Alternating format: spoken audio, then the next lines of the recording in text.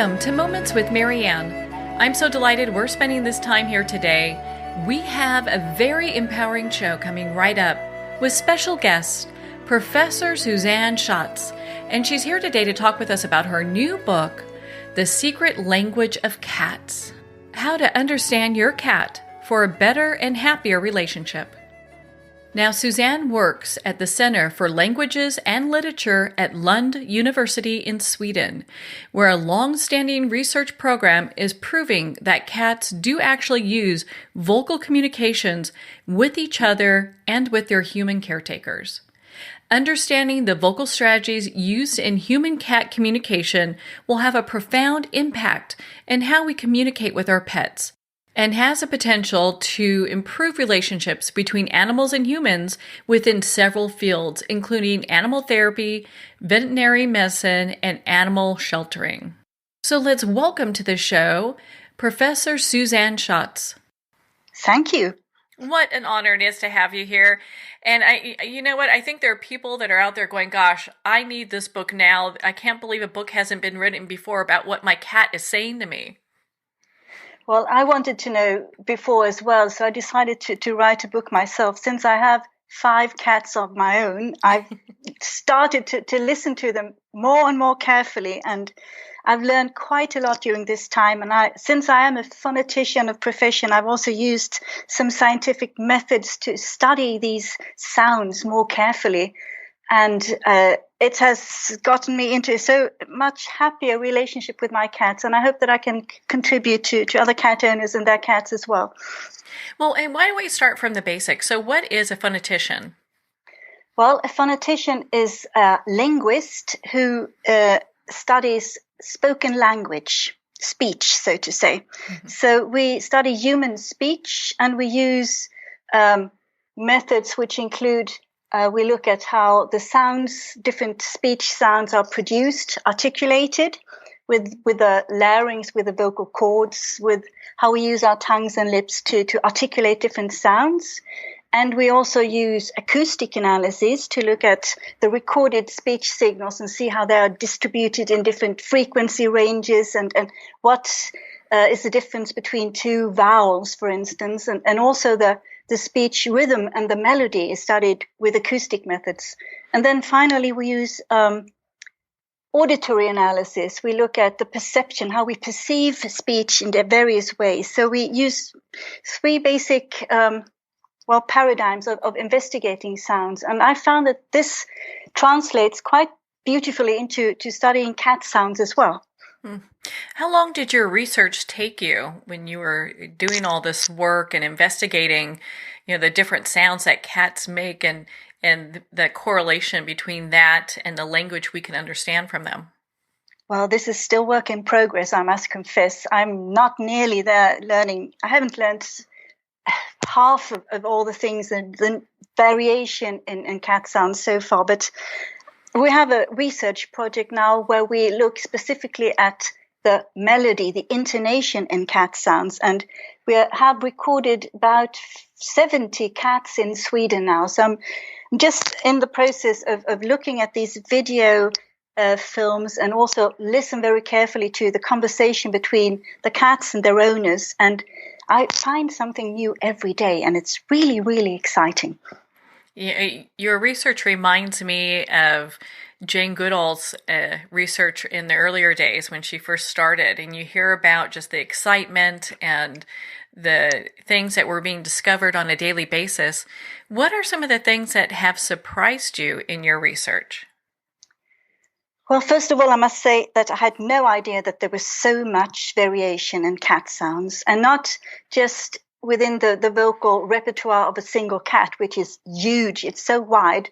It's also quite different between different cats. I mean, I have triplets with completely distinct different voice qualities. So they have their personal voices, and they use slightly different sounds to communicate the same thing to me, which is really interesting in a way. But also there's so much difference between different breeds of cats. Has something to do with the size, with the age, with the sex. Female cats are often smaller, so they have smaller vocal organs, and therefore their voices are more high-pitched and brighter than male cats. So there's so much variation. I had no idea there was so much. Well, and so I mean, I've got so many questions here. We'll see how much we can cover today. So, a lot of times when people think of cats, they think of cats meowing. What does that really mean? What are they trying to tell us? Well, that's an interesting question. And although I just said that there's so much variation and there's so many differences in cat sounds, all cats, more or less, they can meow. So there are some universal features in all the cat vocalizations. Most cats can meow. They can trill or chirrup, this brrrt kind of sound, and they often can purr. Sometimes they purr in so low frequencies that we can't perceive them with our human ears. But meowing is a really, really interesting sound category, because I think adult cats use meowing mainly for communication with their owners, with us humans, because we understand meowing. We are not into the scent signals that cats use to communicate with other cats. We don't always look at the cats. We are so busy with our computers, with our TV sets, with our books and whatever. We can't see the visual signals. We ignore them sometimes. So they have to use sounds to communicate their needs and their wishes with us. And meowing has sort of developed into a perfect way of getting the attention of us humans. And I'm not the first one who's found variants of meowing, subtypes. It was discovered in the 1940s by an American psychologist called Mildred Milk. She divided meowing into 4 subcategories, depending on their phonetic qualities, characteristics. So that's the very high-pitched mew, which is, if you think typically of a kitten who wants to get the help or the attention of her mother, she has a very mew, high-pitched kind of meowing sound. Mm-hmm. And then there's the squeak, which is also fairly high-pitched, but often a bit raspier, more nasal-like, and sometimes with a e or a vowel quality, the wah kind of sound. And then there's the moan, the sad moaning of cats when they are perhaps sometimes on the way to the vet clinic, and they're sitting in their carriers and during car rides and whatever, and they sound really, really sad. And this type often has an O or U quality, meow, these kind of sounds. And then finally the typical meow with a combination of different vowels, the yow, which is used in all sorts of context and has so many variation in the melody, in the length, in the pitch, general pitch, and so on. And this, I think, is basically used to get the attentions of the humans in their vicinity, their caretakers. Yeah, because I guess we need a memo when they really want something. And yeah. It's interesting because when we look at the language and how cats are working to communicate with us, there's also, you talk about body language as well. Yes, this body language or the visual signals is important as well. I mean, I'm a phonetician. I mainly look at the acoustic signals, the vocal signals of the cat, but you can't look at them and ignore the visual signals because they are so closely related to one another. So you can't really interpret a sound, a cat sound, a meow, for instance, unless you look at the context. And in the context are the visual signals, the body posture, the body movements, the tail movements, the head movements, the ear movements, eye movements, even the whiskers move sometimes. So you have to take that into consideration as well. Well, they've got so much going on. Okay, so a little bit ago you talked about purring and how some of it we can hear and some of it we can't. What does purring mean? And is there ways that they're trying to tell us maybe when they're purring that they're really happy with us or not so much? Well, again, there's much variation in the purring type as well. But I think the typical purring, which occurs when a cat is lying down calmly and is happy, is a sort of happy signal. I'm content. But cats who are hungry purr, cats that are stressed purr, cats who are in pain can purr, even cats who give birth can purr, and even dying cats purr. So it probably doesn't just signal I'm happy. I would say one way of translating it into English is I do not pose a threat, or please leave everything as it is, or keep on doing what you're doing. I'm fine as it is. Leave me alone. Don't push me. I do not pose a threat, if you see what I mean by that. Mm-hmm. Well, and so when one cat meets another cat, is there like greetings or small talk that they have within with the two of them? Well, that depends if the cats are friends and know each other or not. But if cats who are friends and live together in a happy relationship, they tend to trill as a greeting phrase, the chirrup kind of thing. And also cat mothers trill when she returns back to the nest to her kittens, and the kittens learn quickly to trill back and to use this very, very friendly sound. I think it's even friendlier than the purr sometimes, this trilling or chirruping. But cats who don't know each other and maybe who fight over the same territory, they don't usually trill when they meet. It's some more of a aggressive, defensive type of conversation there with growling, hissing, spitting, and that kind of sounds. I think it's always, when I think of cats, because I have a dog who loves cats, usually it's the, kind of slap on the nose or what have you. Yeah. Kind of like you're close, but too close, Well, that's another way of saying something with body language, right? Mm-hmm. But cats, interestingly enough, they are able to resolve such conflicts over territory and such stuff by just howling and yowling, growling, hissing at each other. And by doing that, I think there's a sort of a vocal competition. And the cat with the biggest voice is usually also the bigger, the more dominant, aggressive cat. And he or she tends to win these fights without actually having going into a physical fight with their enemies. So I think that's a way of resolving such conflicts without actually being injured or risking being injured in some way. I think that's a good way of resolving conflicts. Well, and you mentioned chirping. When cats do this kind of high chirping thing, it's a kind of a greeting in some ways. Can that mean other things as well?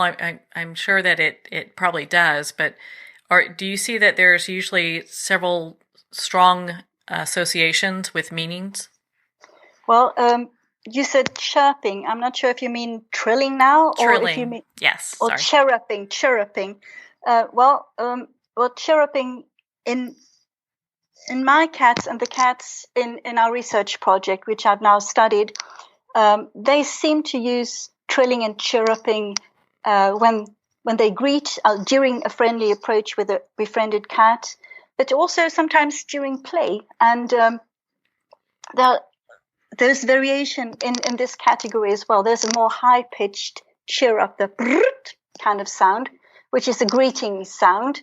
And there's a more low-pitched, a more grunt-like sound, like that, something like that. Very short and it's still a trill, but to me, sometimes this is can be a greeting, but it can also be some sort of confirmation. Yes, I've understood that you're about to give me a treat, and I'm just sitting here waiting for it. It's almost like a thank you, if you like. Mm-hmm. So there is some differences there as well, and there's even a trill or a murmur or even a coo, which doesn't have this brrr, this like a rolled R kind of characteristic in it. It's more like a prolonged M consonant, which can mean something entirely different as well. I mean, cats in heat use cooing. Females use cooing when they are in heat. just not these mating calls, but they can use quite soft sounds like the cooing as well. And even cats who seldom do meow. I have a cat myself who doesn't like meowing, or she hasn't been taught how to meow properly. She uses this instead of meowing when she needs my attention, and that works just fine as well. Yeah, it usually, it seems that the cats get the owners trained very well. They do. I think it's a trial and error thing. I mean, they try different ways of communicating with us, and when they succeed, they continue doing that, and when they're unsuccessful, they just stop that and try something different. They're smart cats, I think. Mm-hmm. Without a doubt, and it's interesting, how you were talking about when cats will respond, it's kind of a thank you, or there's some dialogue that's going back when we talk to our cats. Mm-hmm. And I mean, cats and humans can sometimes produce long dialogues with each other, and they can respond back and answer back. And I've studied a few of these conversations as well. And of course, we don't talk to our cats, or many of us don't talk with our cats the same way that we talk with adult humans. We use a more baby talk style, speaking style. We have higher pitch, and we use larger pitch ranges when we talk to our cats, and specific melodic patterns, tonal patterns. And sometimes I've noticed that in several owners, they even sort of imitate the melody of what their cats are saying back to them. So if a cat says meow, the owner will give, yes, what do you want, with the same melody. And I find that fascinating as well. And that has led me to think, and we're investigating that right now, that maybe the cat can adapt their tonal patterns, their intonation to the humans as well. If they've heard us use a certain melody enough, they may adapt that and try to use it themselves. And I've even have some anecdotal evidence of that as well. So if you speak a different dialect, or have a different accent, or speak a different language, that the melody of the cat who lives in this environment has a slightly different melody than other cats. So it's not that cats use the same dialectal features as humans, but there seems to be some connection between the language that is spoken around the cat and the way that the melody, the patterns of the melody in the cat is adapted to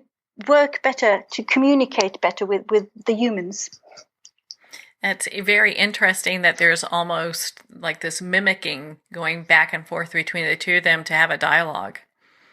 Yes, and even voice quality seems to be something there.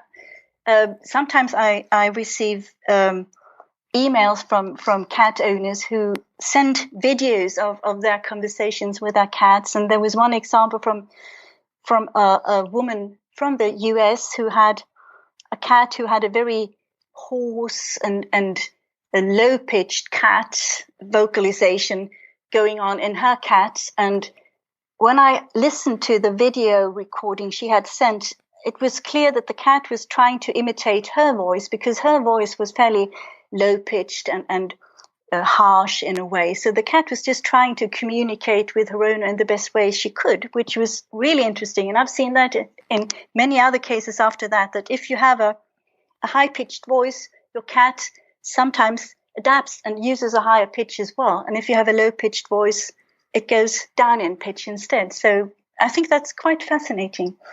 I think so too. Well, and it's interesting because in your book, I mean, The Secret Language of Cats, there's so much information. And what I found interesting, you also talk about, what we would consider undesirable behavior, such as if they are peeing everywhere. Yeah, I've been there and I've had problems, and I'm not a cat behaviorist, and so I won't go out and give any general advice, but we've had our share of problems with peeing everywhere.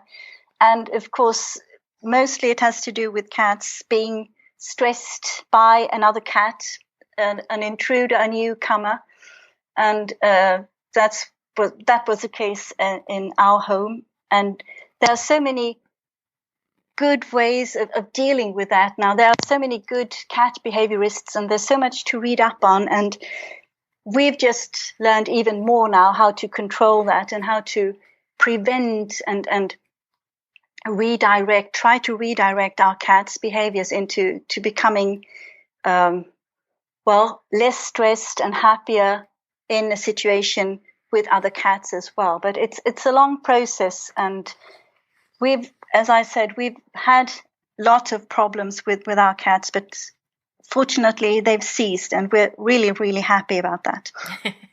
I bet. I have had the same thing happen as well. I had a cat that used to, when I'd pull out my luggage, would think that would be the place to relieve itself. So it was, yeah. It looks like a cat litter in some way with a box and everything. So, yeah. Mm. So it's interesting. Well, and, and I know you're not a behaviorist, but when we look at, like, if cats are waking us up really early or, during the night, are there any suggestions on what can be done? Well, I've read that one thing, don't get up and feed your cat and pay your cat attention. Instead, decide when you want to give your cat attention, and you should probably do that just before you go to bed. So you should give your cat some quality time, play with her, cuddle with her, give her attention. You should also feed your cat just before you go to bed, so you know that your cat is tired, happy, not hungry, and then you'll probably be able to sleep a good night's sleep without being woken up by your cat. Yeah, without them demanding food in the wee hours. So, because I think everyone who has a cat has gone through that, Yeah, I think so too. Well, we've been through that, and with one of our first cats, and we learned from that experience. So just by applying these simple methods, I think everyone can sleep without having to wake up by their cats. Cats use a variety of warning signals. They can growl, which is this prolonged, very harsh, low-pitched kind of sound. They can hiss, and they can also howl or yowl, which is wow. That's what's going on during the mating season in our gardens at night. And they can even snarl or cry when it's very when a fight is imminent or in progress, and rah kind of screams. But I've noticed, and I don't recommend that to be done in every situation, but when you see your cat in a really, really dangerous situation, perhaps involved in a serious fight with another cat, inside the bushes where you can't just go in and try to separate them using a blanket or a piece of cardboard box or cardboard or something, you could try to hiss at them, use the same sounds that they would use. And that might startle them enough to get separated and to stop the fighting. So I've tried that in some situations, and I don't do it very often, just when I know that there's something very, very bad is going to happen unless I do something. So I try to stand, a meter or two away from the cats, and I just hiss once or twice very, very clearly, the kind of sounds. And, I'm surprised to say so, but it has worked every time, for me at least. So that's one way of trying to avoid a really, really bad situation with cats.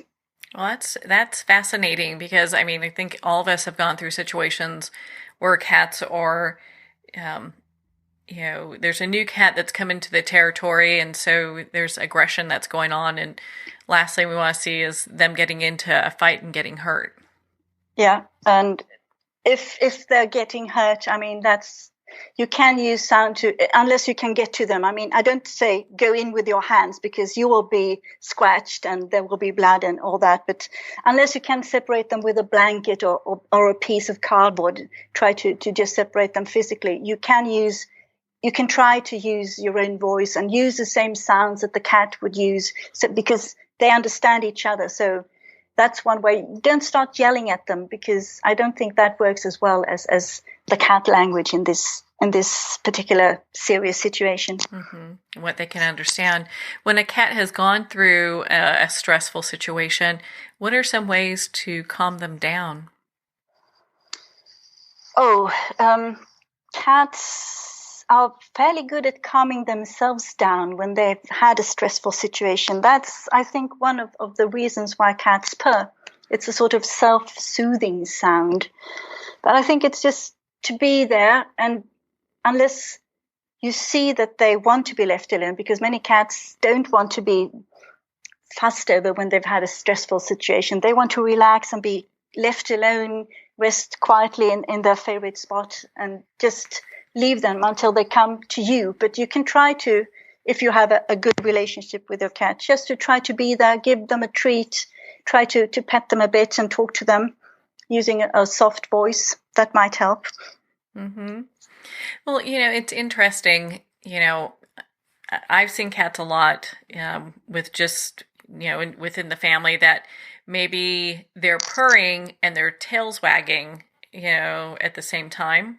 So when you have a cat like that, is there, what is all that saying to them, to us? Well, if a purring cat is wagging its tail simultaneously, I think it's a warning signal which hasn't gone vocal yet. So you have to pay attention to the visual signals as well. That's what we were talking about earlier. So you can't just rely on the vocal signals. You have to look at the whole picture, the context, the situation, and also try to judge the emotional or mental state of the cat, and also the level of arousal or excitement. Is the cat calm? Is it focused on something? Is it excited, aroused? So, I mean, just by adding up all these signals will help you to interpret your cat better. So I think even if the cat is purring, when the tail is wagging, it's probably not this happy purring. It's more likely to be I'm stressed type of purring, or maybe even I'm in pain. So you have to look at the big picture, the whole picture. Well, it's interesting because most people don't realize the whole picture, and your book, The Secret Language of Cats, really brings that all together. What do you want the readers to take away from your book? I think that I would love if everybody who wants to understand and have the cat and have a happier relationship with their cats should just try to listen more carefully and try to look at their cats and try to just remember which type of sounds their cat are using in different situations. I think that goes a long way. And also, if you want your cat to be more vocal, it's a good idea to talk to your cat, because the more you talk to your cat, the more your cat will talk to you. You can develop that relationship based on the both of them, the person and the cat, speaking with one another. Yeah, I think so. But also, I mean, if you don't want your cat to be vocal, you can just use other signals as well. And I've heard of people who use sign language and use that with their cats, and the cats are fine. They don't use sounds because they've learned that, okay, these humans, they use visual signals to communicate, so let's do that ourselves. So again, the cats are really, really smart, and they adapt to us in order to be able to communicate with us better. So I think we should do the same to them and try to do our best to communicate with them as well. Well, Susanne, I mean, we can talk forever about your book, The Secret Language of Cats. It's such a great resource. Where can people connect with you and be part of your community?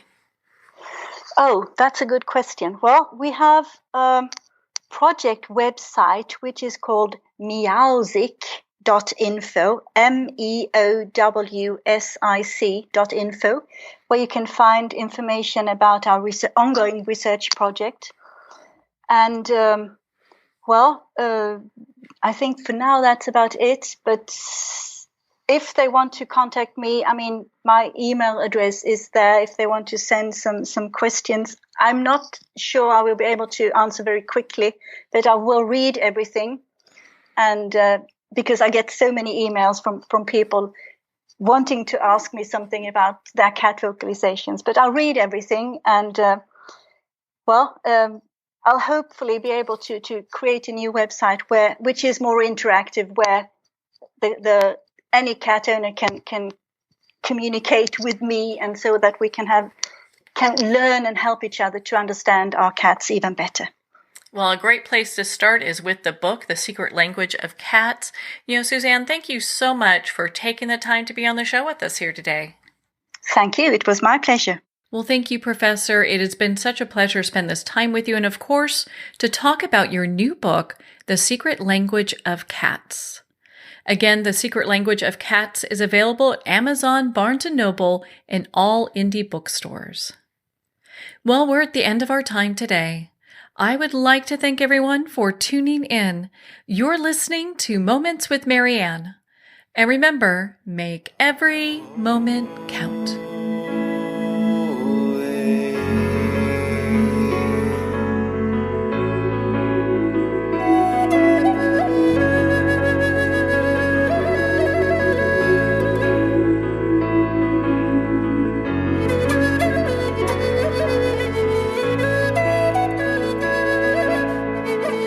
In a single moment, your life can change. Moments with Marianne is a transformative hour that covers an endless array of topics with the best of the best. Her guests are leaders in their fields, ranging from inspirational authors, top industry leaders, and business and spiritual entrepreneurs. Each guest is gifted and a true visionary, a recognized leader in her own work, and while teaching others to develop, refocus, and grow, Marianne will bring the best guest and sometimes a special surprise. Don't miss this. You never know just which moment will change your life forever. Moments with Marianne airs every Sunday, Monday, Thursday, and Friday at 8 p.m. Eastern and 5 p.m. Pacific Time. Make sure to tune in and visit momentswithmarianne.com for more information.